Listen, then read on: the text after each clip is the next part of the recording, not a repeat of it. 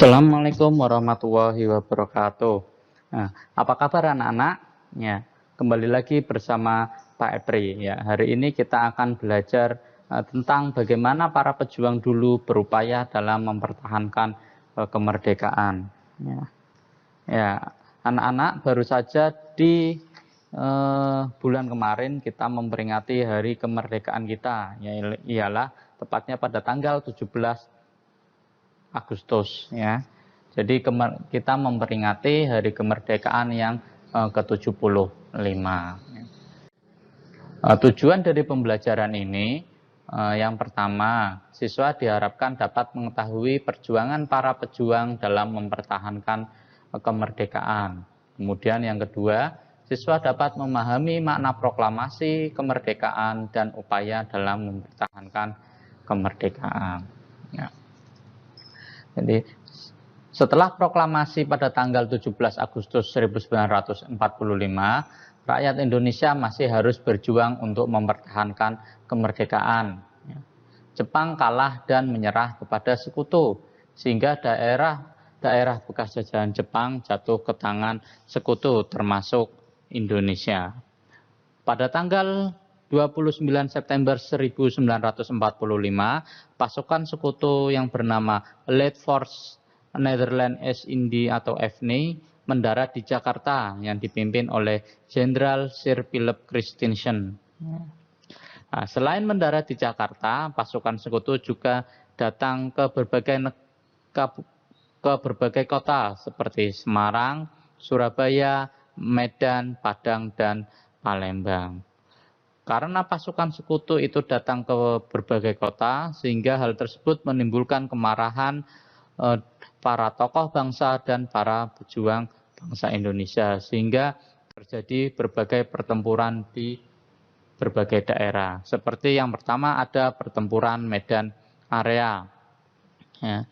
Jadi pertempuran Medan Area ini karena pasukan sekutu yang dipimpin oleh Ted Kelly mendarat di Medan pada tanggal 9 Oktober 1945. Kedatangan pasukan sekutu bertujuan untuk membebaskan tawanan perang, kemudian dipersenjatai dan menjadi tentara KNIL atau Tentara Pemerintah Hindia Belanda. Pada saat itu salah satu tokoh di Medan yang bernama Ahmad Tahir yang merupakan seorang bekas tentara Gyugun atau tentara Jepang itu mempelopori pembentukan Barisan Pemuda Indonesia. Hingga pada tanggal 10 Oktober 1945 dibentuk TKR ya, atau Tentara Komando Rakyat Sumatera Timur yang beranggotakan bekas tentara Gyugun dan Heiho atau bekas tentara Jepang. Mereka merebut bekas senjata Jepang dan mengambil alih gedung-gedung pemerintahan yang sebelumnya diduduki oleh Jepang. Puncak pertempuran Medan Area itu terjadi pada tanggal 1 Desember 1945. Sekutu memancing kemarahan rakyat sehingga terjadilah pertempuran perlawanan rakyat Medan yang dikenal dengan istilah Medan Area. Kemudian pertempuran dalam upaya mempertahankan kemerdekaan yang kedua ada pertempuran agresi militer 1. Agresi militer 1 atau yang dikenal dengan operasi produk merupakan operasi militer Belanda yang dilakukan di Pulau Jawa dan Pulau Sumatera. Ya. Operasi militer ini berlangsung pada tanggal 21 Juli 1947 sampai dengan 5 Agustus 1947. Agresi militer 1 ini terjadi karena adanya perbedaan penafsiran dari hasil perundingan Linggarjati ya, antara pemerintah Indonesia dengan pemerintah Belanda. Agresi militer ini dikecam oleh Dewan Keamanan PBB atau Perserikatan Bangsa-Bangsa, sehingga PBB membentuk Komisi 3 Negara atau KTN yang terdiri dari 1. Negara Australia yang merupakan wakil dari Indonesia. Yang kedua ada negara Belgia yang merupakan wakil dari Belanda. Dan yang ketiga ada Amerika Serikat yang merupakan wakil dari Australia dan Belgia yang merupakan sebagai negara penengah. Selain agresi militer 1, ada agresi militer 2, ya, atau yang disebut dengan operasi gagak. Agresi militer 2 itu diawali dengan penyerangan dan pendudukan ibu kota Indonesia di Yogyakarta. Jadi pada saat itu karena keadaan darurat, ibu kota Indonesia yang berada di Jakarta dipindahkan ke kota Yogyakarta. Nah, selain itu Belanda juga melakukan penculikan terhadap tokoh pemerintahan Indonesia seperti Soekarno dan Muhammad Hatta, serta mengasingkannya ke Pulau Bangka yang berada di Sumatera. Pasukan Indonesia melakukan perlawanan yang dipimpin oleh Panglima Besar Jenderal Sudirman menggunakan teknik gerilya. Jadi teknik gerilya merupakan teknik perlawanan atau perang secara sembunyi-sembunyi dengan keluar masuk hutan, ya, melawan para penjajah Belanda. Peristiwa agresi militer 2 terkenal dengan istilah Serangan Umum 1 Maret 1949 yang dipimpin oleh Letkol Soeharto yang berhasil merebut kembali kota Yogyakarta dalam waktu 6 jam. Pertempuran berikutnya ada peristiwa Bandung Lautan Api. Ya. Peristiwa ini dilatar belakangi oleh pasukan sekutu yang dipimpin oleh Brigade McDonald itu menuntut para masyarakat Bandung agar menyerahkan seluruh senjata hasil pelucutan Jepang kepada pihak sekutu. Selain itu, sekutu mengeluarkan ultimatum yang berisi memerintahkan agar kota Bandung bagian utara agar dikosongkan. Peristiwa ini terjadi pada tanggal 23 Maret 1946, dalam waktu sekitar 7 jam. Pada waktu itu, sekitar 200.000 penduduk Bandung dengan sengaja membakar rumah mereka dan meninggalkan kota Bandung menuju ke pegunungan di daerah Bandung Selatan. Mengapa para rakyat Bandung dengan sengaja membakar rumah mereka? Hal ini dilakukan untuk mencegah tentara sekutu dan tentara Belanda, ya, menggunakan kota Bandung sebagai markas strategis mereka dalam melakukan peperangan terhadap bangsa Indonesia. Ya, berikutnya ada peristiwa pertempuran 5 hari di Semarang.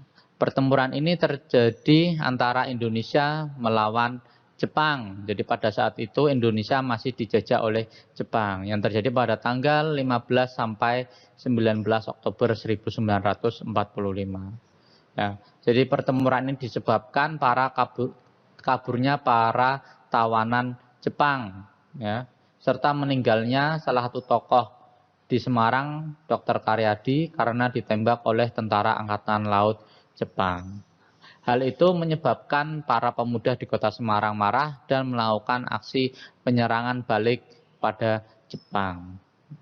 Meskipun para pemuda itu kalah dari segi senjata, namun pemuda di Semarang tidak pernah menyerah. Ya. Mereka terus melakukan penyerangan hingga radius 10 km dari Monumen Tugu Muda. Ya.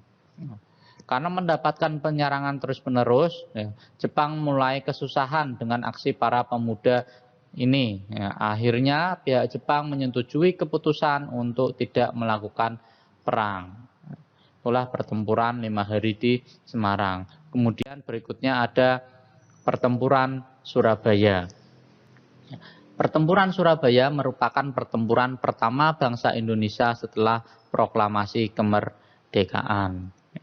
Pertempuran di Surabaya ini dilatar belakangi dengan kedatangan pasukan sekutu atau pasukan Belanda yang dipimpin oleh Brigadir AWS Malabi ke Surabaya dan mendirikan pos-pos pertahanan. Pada tanggal 27 Oktober 1945, itu diawali dengan pasukan sekutu menyerbu penjara dan membebaskan tawanan sekutu yang ditahan oleh pihak Indonesia. Kemudian pada tanggal 28 Oktober 1945, masyarakat Surabaya dan pejuang Indonesia marah atas yang dilakukan oleh tentara sekutu, sehingga para pejuang dan masa pemuda di Surabaya itu menyerang pertahanan sekutu. Ya. Para pemuda bersemangat untuk mengusir sekutu dan mempertahankan kedaulatan bangsa Indonesia. Pada tanggal 31 Oktober 1945, Brigadir AWS Malabi tewas dan sehingga menyulut kemarahan pihak sekutu. Pertempuran di Surabaya ini puncaknya terjadi pada tanggal 10 November 1945. Ya. Pada saat itu pasukan sekutu melakukan penyerangan di kota Surabaya.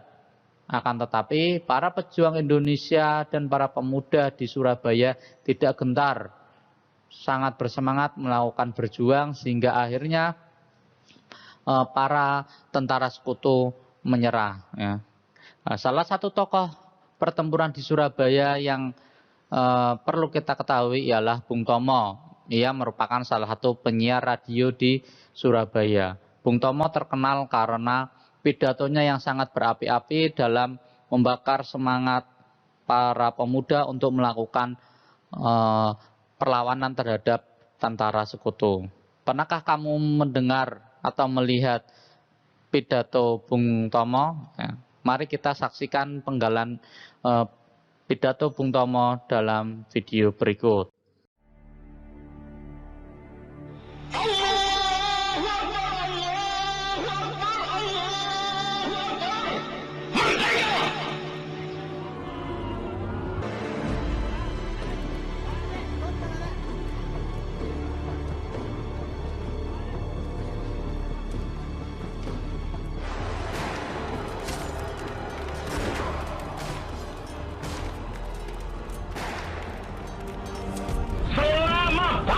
Banteng Indonesia masih mempunyai darah merah yang dapat membuat setarik dan putih, merah dan putih.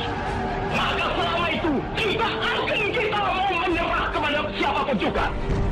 Saudara-saudara rakyat Surabaya, siaplah keadaan genting. Tetapi saya peringatkan sekali lagi, jangan mulai menembak. Baru kalau kita ditembak, maka kita akan kasih menyerang mereka itu. Kita tunjukkan bahwa kita ini adalah benar-benar orang yang ingin merdeka. Dan untuk kita, saudara-saudara, lebih baik kita hancur lebur daripada tidak merdeka. Sebab yang kita tetap merdeka atau mati. Dan kita yakin, saudara-saudara, pada akhirnya pastilah kemenangan akan jatuh ke tangan kita.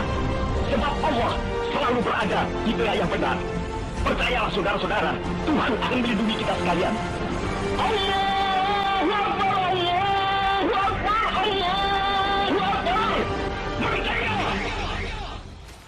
Setelah kamu mempelajari materi upaya mempertahankan kemerdekaan bangsa Indonesia, ya, berikutnya ada tugas dari Pak Epri, ialah mencari informasi penting, ya, menggunakan kata tanya adik Simba. Ya, apa itu adik Simba? Yaitu kata tanya berupa apa, di mana, kapan, siapa, mengapa, dan bagaimana. Jadi buatlah informasi penting menggunakan kata bantu, kata tanya ini tentang upaya mempertahankan kemerdekaan yang telah Pak Epri sampaikan tadi. Kerjakan tugas ini di buku tugas tematik milik kamu. Jika sudah selesai, silahkan dikumpulkan. Pak Epri akhiri. Wassalamualaikum warahmatullahi wabarakatuh.